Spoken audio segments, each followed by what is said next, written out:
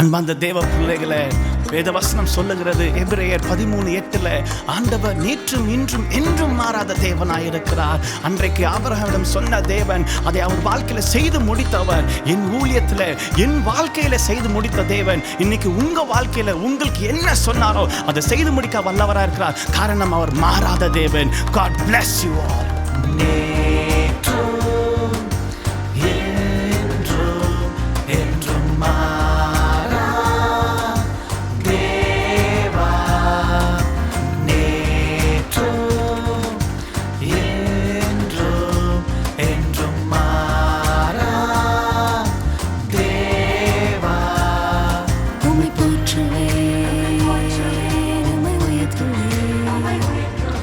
உம்மை ஆராதிப்பேன்.